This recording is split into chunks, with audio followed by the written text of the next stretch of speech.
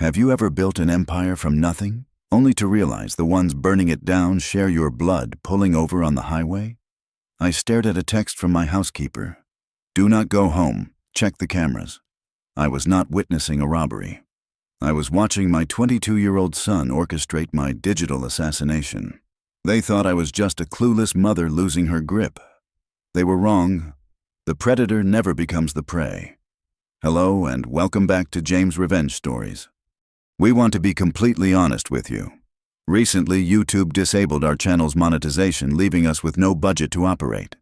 If you find today's story engaging, please consider supporting us with just $1 so we can pay our hardworking staff to survive and continue creating stories for you. You can donate by scanning the PayPal QR code on your screen or by clicking the PayPal link in the description or comments below. My name is Josephine Arnold. I am 42 years old, the founder and chief executive officer of the tech conglomerate Axiom Dynamics. I had just pulled my electric vehicle onto the northbound highway leading away from San Francisco International Airport. The thick morning fog rolled heavily over the tarmac in the rearview mirror, a stark contrast to the bright tropical sunshine my 22-year-old son Tyler and his beautiful fiancée Chloe were supposedly flying toward. I had just hugged them tightly goodbye at the private aviation terminal, sending them off on a lavish, all-expenses-paid vacation to a secluded island resort. As I navigated the winding coastal road, I felt a deep, resonant peace settling over my chest. Axiom Dynamics was thriving beyond my wildest projections.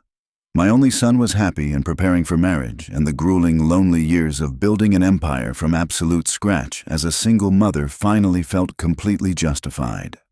I turned up the jazz music on the radio, letting the rhythm soothe my tired mind. Then my phone vibrated sharply in the center console cup holder. It was an urgent text message from Maria, my devoted housekeeper, who had been living with me for 5 loyal years. The preview banner flashing on the locked screen froze the blood in my veins instantly. Do not go home. Check the cameras immediately. I jerked the steering wheel aggressively, pulling over onto the foggy, uneven shoulder of the highway. My tires kicked up wet gravel and mud as the heavy car came to a sudden, violent halt. My hands were trembling slightly as I grabbed the device. I bypassed the standard smart home security application that monitored the perimeter. Instead, I opened a terminal window and accessed a hidden secondary network. It was a highly secure system of micro cameras and ambient microphones I had personally coded and encrypted, from the ground up concealed deep within the private server room of my mansion. Absolutely no one knew they existed. Not my head of corporate security, not my personal assistants, and certainly not my family. The live video feed buffered for a fraction of a second before flooding my high-resolution screen with a devastating reality. My breath caught sharply in my throat, choking me. They were not on a luxury private jet soaring over the Pacific Ocean. Tyler and Chloe were standing right inside my core security room. The heavy biometric steel door, which should have triggered a deafening alarm if breached forcefully, was propped wide open. Chloe was laughing. The sound, picked up perfectly by the hidden microphones, was sharp, cruel, and grating to my ears. I watched in absolute physical paralysis as she pulled a sleek, unmarked black USB drive from her expensive designer purse and jammed it directly into my main administrative terminal. I did not need to see the computer monitor to know exactly what that drive contained. Chloe was a former corporate cybersecurity analyst with a vicious streak. That was military-grade malware, explicitly designed to bypass enterprise-level firewalls and rewrite root directories. I turned the volume on my phone all the way up, pressing the cold glass to my ear as the sounds of my own systematic destruction played out live on the foggy roadside. Are you absolutely sure this is going to bypass the secondary encryption protocols? Tyler asked. My own flesh and blood. The boy I had sacrificed my entire youth to feed, protect, and elevate. Relax, baby, Chloe replied smoothly, her manicured fingers flying aggressively across my mechanical keyboard. Your mother is brilliant, but her internal network architecture has a massive blind spot right here in the physical server. I am uploading the forged ledgers right now. Thousands of highly detailed documents, all perfectly backdated. It shows exactly how Josephine Arnold has been systematically embezzling National Defense Grant money into untraceable offshore accounts for the past 3 years. The metadata is completely flawless. Not even forensics will be able to tell the difference. And the anonymous tip. Tyler pressed her, leaning against the humming server rack with a casual, entitled arrogance that made me physically sick to my stomach. Already drafted and scheduled on a delayed server, Chloe sneered, hitting the enter key with a theatrical, exaggerated flourish. It goes straight to the Cybercrimes Division of the Federal Bureau of Investigation in exactly 10 minutes. They will be knocking down the front door with a federal search warrant by midnight. I sat alone in my idling car, the heater blasting warm air. Yet I had never felt so utterly deeply cold in my entire life. My son, the sole heir to everything I had bled to build, reached into his tailored jacket and pulled out a heavy stack of legal documents. He pulled a gold fountain pen from his pocket and flawlessly forged my signature at the bottom of an emergency power of attorney declaration. Tem. Once she is facing a mandatory life sentence in federal prison for high treason, Tyler said, his voice dripping with a sickening blend of greed and dark amusement. The board of directors will go into absolute panic mode. I will step in and present this document.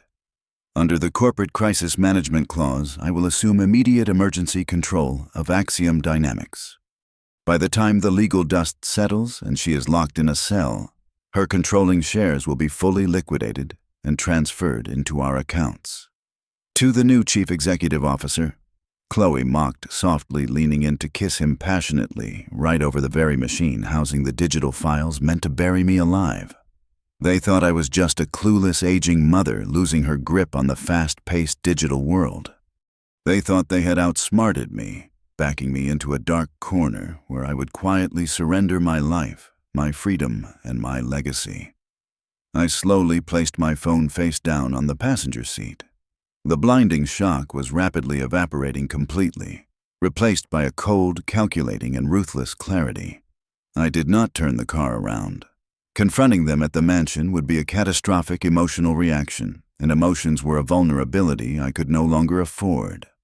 I put the vehicle in drive and merged back onto the highway, calculating distances and fuel consumption. I needed absolute isolation and raw computing power completely disconnected from the Axiom grid. My destination was a 300-mile drive east deep into the arid expanse of the Nevada desert. It was an abandoned subterranean server bunker I had purchased during the chaotic early days of my startup, a relic of my paranoid beginnings that remained off every official property ledger and tax record. Before tossing my primary smartphone onto the passenger floorboard, I drafted a final encrypted message to Maria. Delete. Silence. She was smart enough to wipe her device, pack her bags, and vanish for a few weeks. I then systematically deactivated the GPS transponder in my vehicle dashboard and crushed my phone's SIM card under the heavy heel of my leather boot.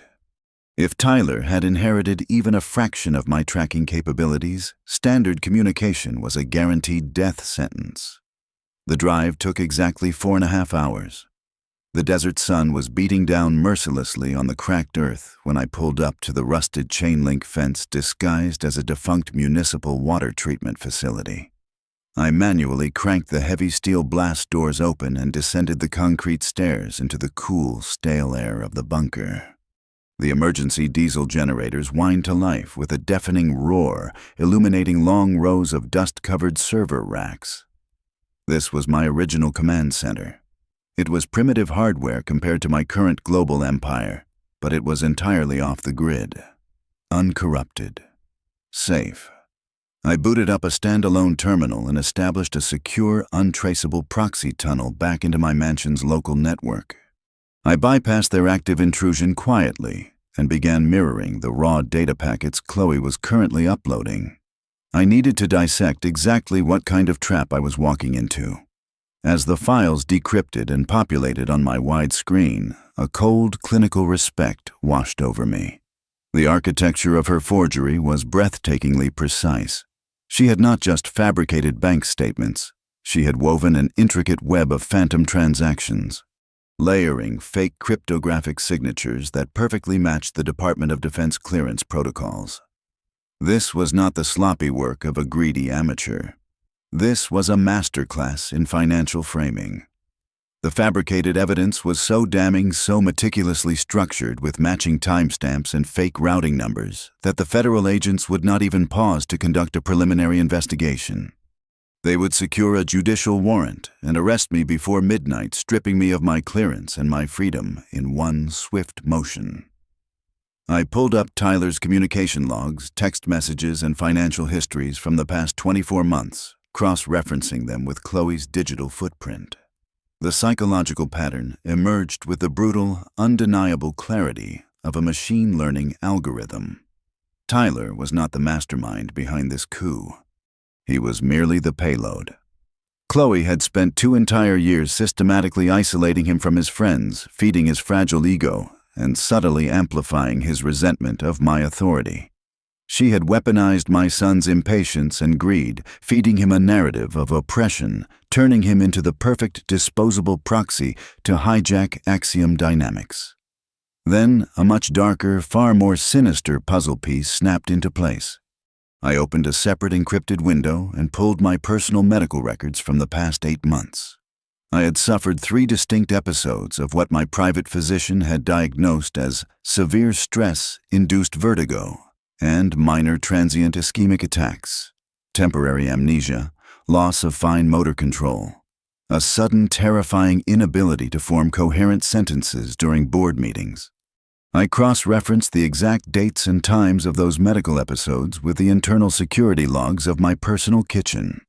Every single time I had fallen ill, Chloe had been the one to cheerfully pour my morning coffee. She had not just been planning a corporate takeover.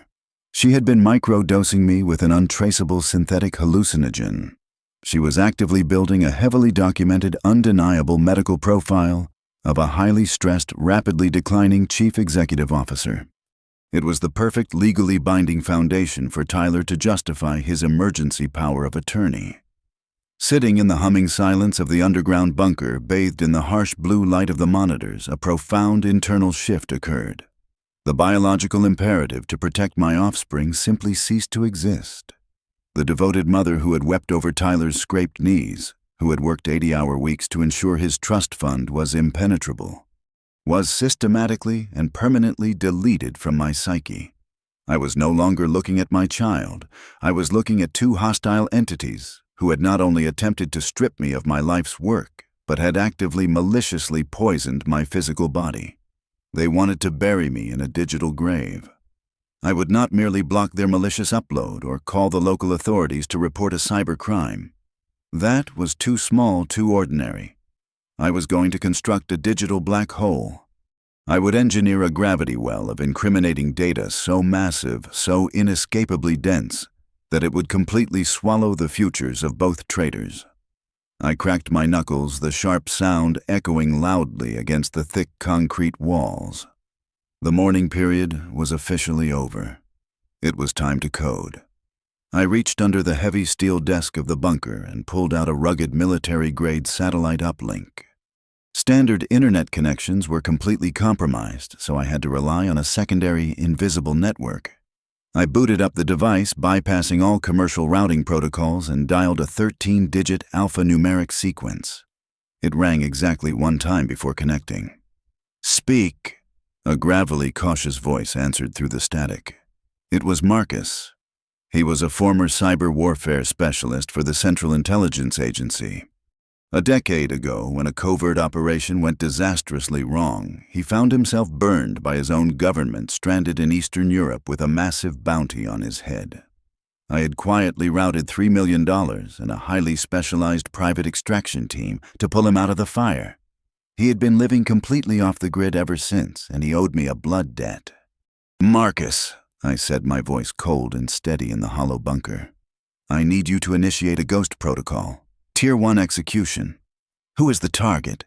he asked, the sound of a mechanical keyboard clacking instantly in the background. "My own internal network," I replied. "And my son." There was a heavy silence on the encrypted line, followed by a sharp exhale. "I am locked in. Give me your parameters, Josephine."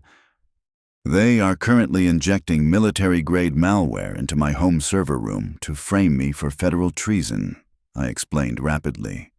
I need to intercept the payload without them knowing. We are building a sandbox. In the realm of high-level cybersecurity, a sandbox is a digital quarantine zone. It is the equivalent of constructing a perfectly furnished identical replica of a bank vault, but making it entirely out of one-way glass.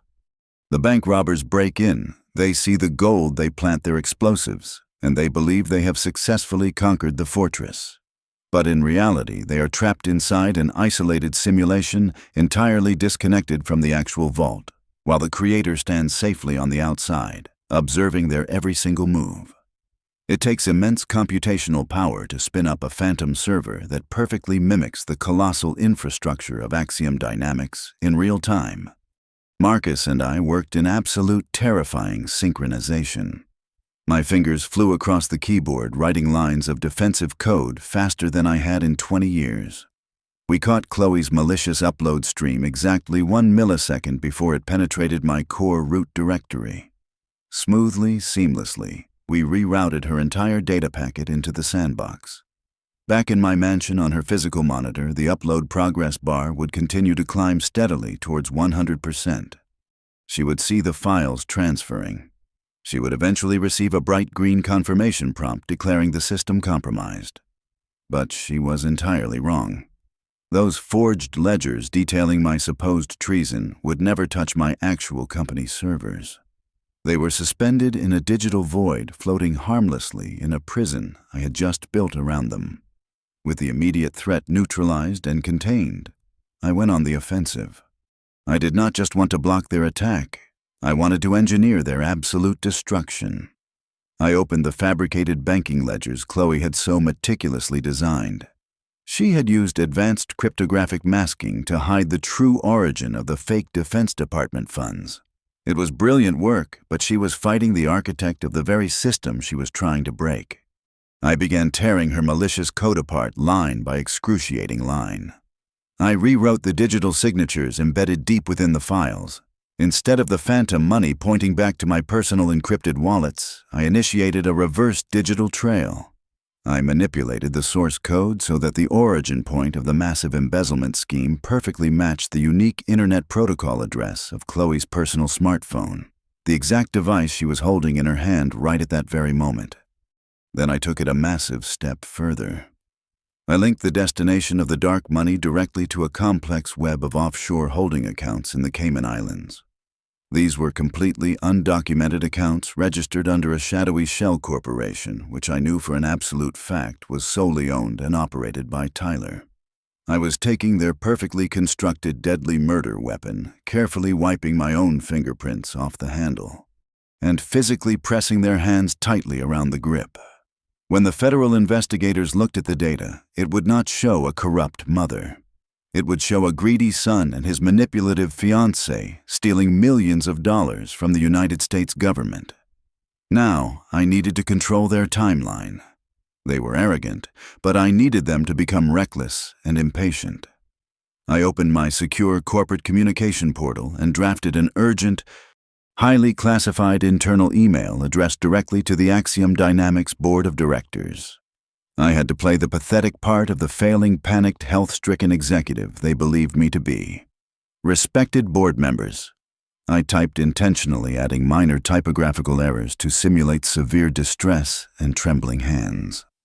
My private home server architecture is experiencing a catastrophic cascading system failure. I am permanently locked out of the primary administrative controls. Furthermore, I am currently suffering a severe debilitating medical migraine and cannot physically function. To ensure continuous operational stability for the company, I am authorizing an emergency transfer of full administrative proxy to my son, Tyler Arnold, for the next 48 hours. Please recognize his executive credentials immediately. I hovered my cursor over the send button. I knew for a fact that Chloe had installed a silent backdoor into my corporate email account months ago. She would intercept and read this exact message within seconds of me sending it. It was the absolute perfect bait. This email would make Tyler and Chloe completely believe that their psychological warfare and chemical poisoning had finally broken me. They would look at the sudden server glitch in the mansion as a symptom of my technical incompetence, believing I was voluntarily handing over the keys to the empire far earlier than they had ever anticipated. It would trigger a massive spike in their adrenaline. They would feel an overwhelming, intoxicating rush of premature victory. That blinding arrogance would compel them to push their anonymous whistleblowing report to the Federal Bureau of Investigation immediately. Before I could miraculously recover my health and fix the servers myself, I hit send. I sat back in the ergonomic meshed chair, surrounded by the suffocating heavy darkness of the underground bunker. The harsh blue light from the 6 monitors illuminated my face, casting long shadows against the concrete walls. I had woven the noose perfectly. I had tied the knot with mathematical precision. Now I just had to wait patiently for them to eagerly place their own heads inside. I reached out a single finger and calmly pressed the execute key on my master terminal. In that exact fraction of a second, my multi-million-dollar mansion in San Francisco officially ceased to be a home. It became a colossal, perfectly engineered digital mousetrap, and the heavy steel doors had just slammed firmly shut. I shifted my attention away from the complex coding matrix on my secondary monitors and brought the live video feed from my mansion back to the primary center screen. The trap was meticulously set, but a trap is entirely useless if the prey does not step directly onto the pressure plate. It was time to give them a firm, terrifying push. With a single decisive keystroke, I executed a localized simulated power failure, exclusively targeting the main administrative terminal they were currently using. Inside my beautifully illuminated home server room, the massive high-definition screen instantly flickered, let out a sharp digital whine, and went completely pitch black. The glowing upload progress bar, which had been steadily creeping toward 100%, vanished into the dark void. The reaction was instantaneous and violently chaotic. Chloe let out a blood-curdling shriek, her manicured hands flying to her perfectly styled hair. "No, what did you just do?" she screamed at Tyler, violently shoving his shoulder with both hands. Tyler stumbled backward, his face instantly draining of all color. "I did not touch anything. The screen just died. Did the main server crash? Did she find out? She is practically brain dead from the chemicals, you absolute idiot." Chloe roared, completely dropping the sweet, supportive fiancé persona she had meticulously maintained for 2 entire years. The pristine acoustics of the server room amplified her shrill voice, sending it crystal clear through my hidden microphones. This upload had to be absolutely seamless. If the connection breaks now, the forged encryption keys will fragment. The federal agents will see right through the fake ledgers. Okay, just calm down," Tyler stammered, raising his hands in a pathetic, trembling attempt to pacify her. "Let me just try to reboot the terminal." Before he could even take a single step forward, Chloe swung her arm and slapped him viciously across the face. The sharp crack of skin against skin echoed loudly in the secure room. I watched my only son recoil, his hand flying to his rapidly reddening cheek, his eyes wide with absolute shock. Sitting in my bunker, I felt absolutely nothing. No pity, no maternal outrage, only cold observation. "Do not ever tell me to calm down," Chloe spat, stepping aggressively into his personal space, her beautiful face contorted with pure, ugly rage. I did not spend 24 months playing the loving, subservient girlfriend, sneaking synthetic hallucinogens into that wretched woman's coffee every single morning, and engineering a flawless, multi-million-dollar corporate coup, just for you to ruin it because your mother has faulty wiring in her house. Fix it right now. There it was, the golden confession, captured in stunning 4,000 pixel resolution video and high-fidelity stereo audio. She had just verbally laid out the entire conspiracy, the exact motive and the chemical poisoning method neatly wrapped with a bow of physical abuse, directly in front of a dozen hidden recording devices. Panic makes absolute fools out of arrogant people. Tyler, thoroughly humiliated and terrified of losing the woman he thought was his ultimate prize, made the most catastrophic technical error a human being could possibly make in a cyber warfare scenario. He reached into his tailored slacks and pulled out his personal commercial smartphone. "The local network switch must have tripped," Tyler said, his voice shaking as he desperately tried to regain some pathetic semblance of masculine control. I will bypass the physical hardline. I am tethering my phone's cellular data directly to the administrative port.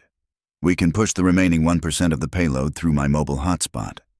I actually let out a dry, hollow laugh that echoed off the thick concrete walls of my bunker. It was almost too incredibly easy.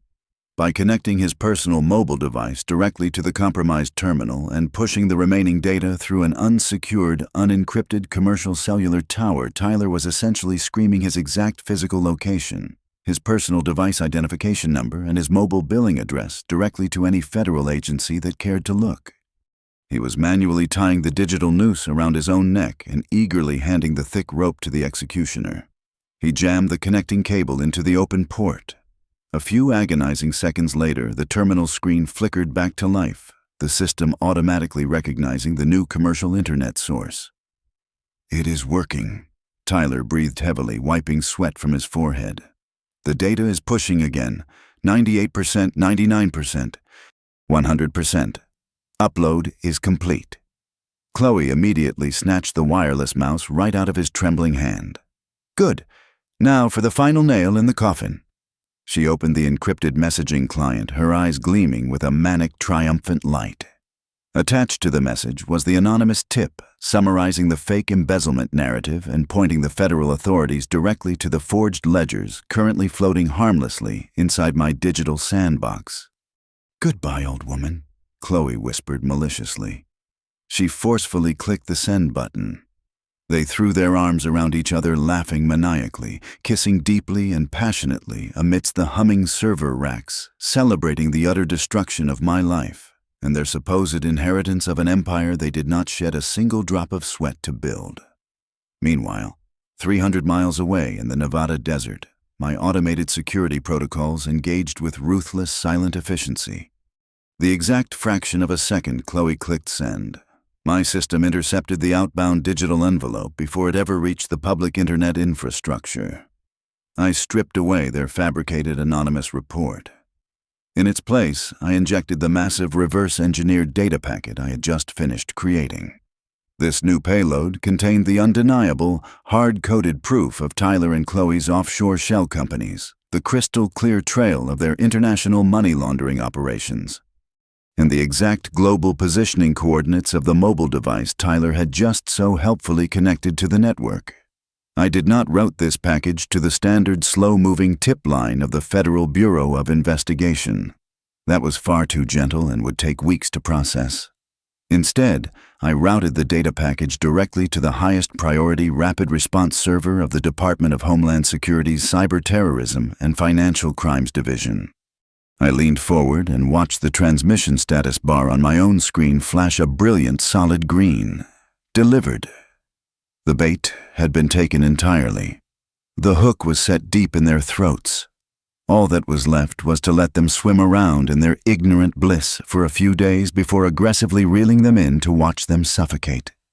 3 days later, the penthouse ballroom of the Zenith Grand Hotel in downtown San Francisco was entirely transformed into a suffocating monument of unearned arrogance.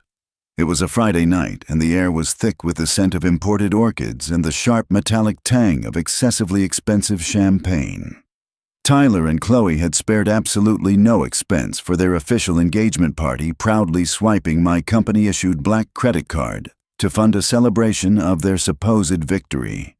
500 of Silicon Valley's most elite venture capitalists, tech executives, and socialites were packed into the opulent space, mingling under massive crystal chandeliers that fractured the city light into thousands of blinding prisms.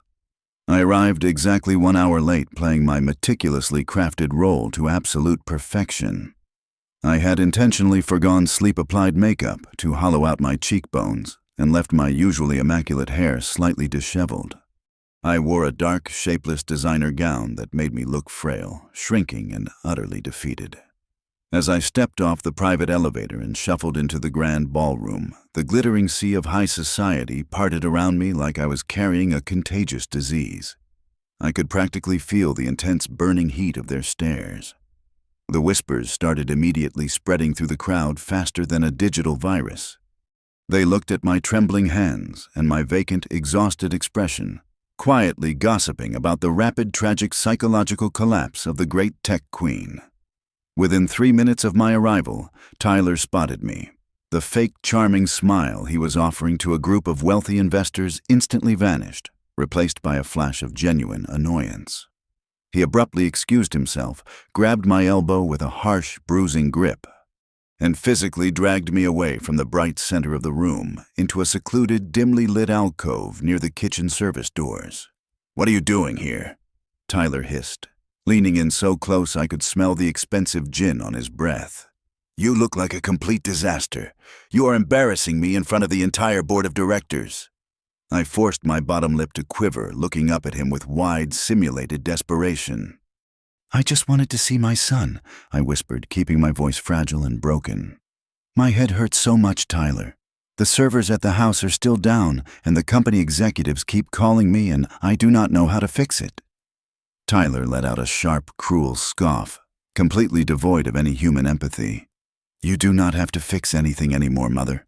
You are done, you are sick, and you are entirely unfit to lead. Do you really want to know what is going to happen next? The federal authorities are building a massive treason case against you as we speak. They have undeniable proof of your little offshore embezzlement hobby." I widened my eyes, playing the terrified victim. "What? No, I never did anything like that." "It does not matter what you actually did." Tyler snapped his grip, tightening violently on my arm. "The evidence is already in their hands. They will be coming for you any day now. If you want to save yourself from dying in a maximum security federal penitentiary, you need to listen to me right now. You are going to quietly check yourself into an intensive long-term psychiatric facility tomorrow morning. You will sign a full medical surrender claiming temporary insanity due to extreme executive stress. It is the only way you survive this. I will handle the company. Do you understand me?" Before I could even formulate a pathetic weeping response, a sharp clinking sound echoed across the massive ballroom. I looked past Tyler's shoulder to see Chloe standing triumphantly on the grand marble staircase, elegantly tapping a silver spoon against a crystal champagne flute.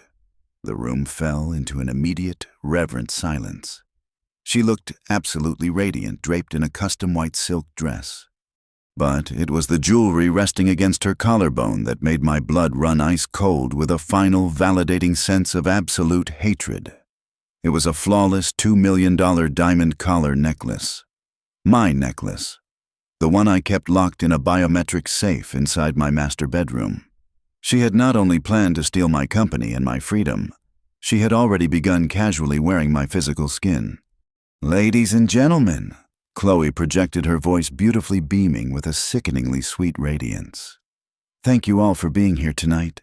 Tyler and I are so incredibly overwhelmed by the love and support in this room. We are standing at the edge of a magnificent frontier. While we honor the foundational work of the past, we must also recognize that true innovation requires fresh, fearless leadership. Tonight we do not just celebrate our upcoming marriage. We are raising a glass to the magnificent, unstoppable new era of Axiom Dynamics." The crowd erupted into enthusiastic applause, raising their expensive glasses in a collective toast to the usurpers. Tyler smirked, releasing my arm in disgust, eager to return to the spotlight and claim his stolen throne. I did not follow him. I stayed in the shadowy alcove. The feigned weakness, the trembling, the terrified facade melted away from my posture in an instant. I stood up perfectly straight, rolling my shoulders back as a profound, chilling calmness washed over my entire body. I slowly raised my left wrist and gently unclasped the heavy, customized smartwatch I always wore. I let the expensive piece of metal and glass slip through my fingers, dropping it directly into a decorative champagne bucket filled with melting ice. I did not need it anymore. The time for waiting was officially over. I closed my eyes and silently counted backward from 10. My internal timing was absolutely flawless. At exactly 0, the heavy reinforced mahogany doors of the grand ballroom simultaneously clicked shut. The electronic deadbolts wired directly to the hotel's central security mainframe, which I had casually breached during my cab ride over, locked with a heavy resonating thud that vibrated through the floorboards. The cheerful, upbeat jazz music pouring from the surrounding speakers abruptly cut off, replaced by a deafening static silence. The crowd murmured in confusion, looking around the suddenly sealed room. Then the true sounds of the night shattered the fragile illusion of their victory. It started as a low rhythmic vibration in the reinforced glass windows, quickly escalating into a thunderous mechanical roar. Outside in the dark San Francisco sky, the massive, chopping blades of 3 tactical military helicopters descended rapidly toward the penthouse terrace. Simultaneously, the shrieking wail of dozens of heavy emergency sirens echoed up from the city streets below, accompanied by the screeching tires of heavily armored transport vehicles violently surrounding the entire perimeter of the Zenith Grand. The storm had officially arrived. The heavy mahogany doors did not just open, they were violently breached from the outside. A deafening explosive crash echoed through the penthouse as tactical teams in full heavy body armor flooded the grand ballroom. The flashing red and blue lights from the terrace windows cut through the suffocating luxury of the party. "Federal agents, keep your hands where we can see them," a booming voice commanded over a heavy megaphone. The 500 elite guests, people who controlled billions of dollars and shaped the global economy, instantly dissolved into a screaming, panicking herd. Expensive champagne flutes shattered against the marble floors. The heavily armed strike team from the Department of Homeland Security and the Federal Bureau of Investigation moved with terrifying, practiced efficiency. They completely ignored me standing in the shadows. Instead, their laser sights cut straight through the crowd, converging directly on the center of the room. 2 massive tactical agents lunged forward, grabbing Tyler by his expensive tailored jacket and violently sweeping his legs out from under him. He slammed face first onto the polished marble with a sickening thud.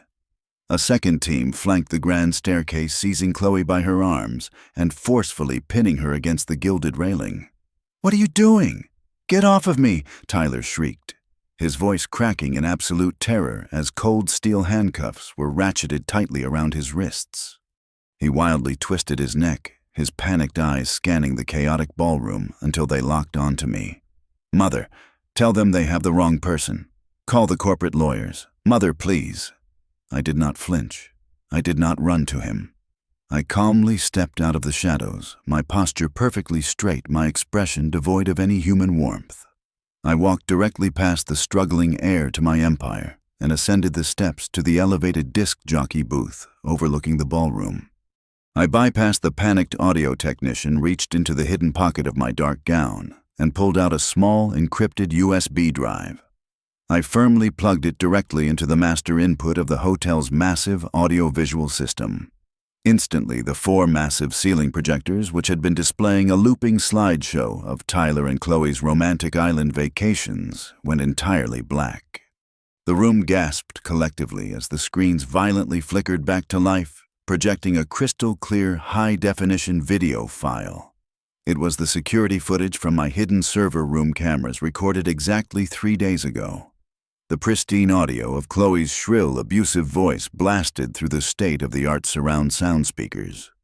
The entire elite society of San Francisco watched in absolute, stunned silence as my future daughter-in-law violently slapped my son across the face on a 20-foot screen. They heard every single word of her vicious confession.